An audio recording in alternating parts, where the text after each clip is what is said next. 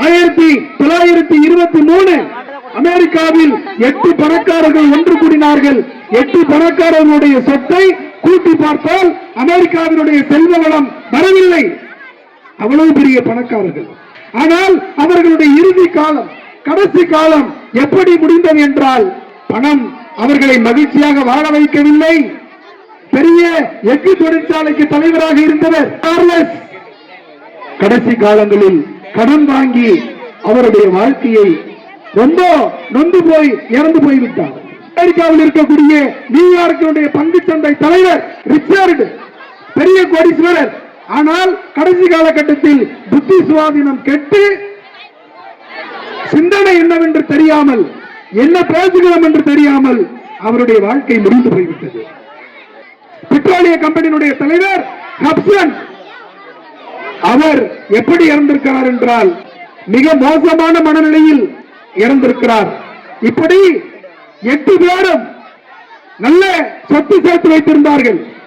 எப்படி சொத்து சேர்க்க முடியும் என்பதை கண்டறிந்து வைத்திருந்தார்கள். உலக பன்னாட்டு கம்பெனியினுடைய தலைவர் லியோன் பிரேசர் பெரிய கோடீஸ்வரர், அவருடைய கடைசி காலகட்டம் தற்கொலை செய்து கொண்டு இறந்து போய்விட்டார். இப்பொழுது நீங்கள் என்ன தெரிந்து கொள்ள வேண்டும்? இப்படி கடன் வாங்கி செத்தவர், மனநலம் பாதிக்கப்பட்டவர், தற்கொலையில் இறந்து போனவர்கள் எல்லாம் பணக்காரர்களாக இருக்கிறார்கள். நீங்கள் ஒன்றை தெரிந்து கொள்ள வேண்டும்.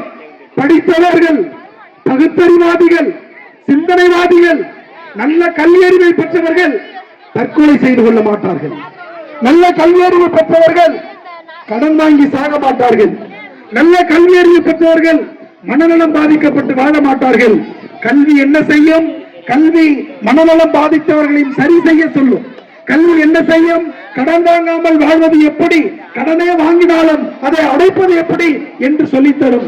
எனவே பணக்காரர்கள் மனநலம் பாதிக்கப்பட்டு சென்றிருக்கிறார்கள். படித்தவர்கள் அவர்களுக்கு வைத்தியம் பார்த்திருக்கிறார்கள். படிப்பு உலகத்தில் இதைத்தான் செய்யும். இதைத்தான் உங்கள் குழந்தைகளுக்கு நீங்கள் கொடுக்க வேண்டும். அறிவுதான் தலை சிறந்த சொத்து.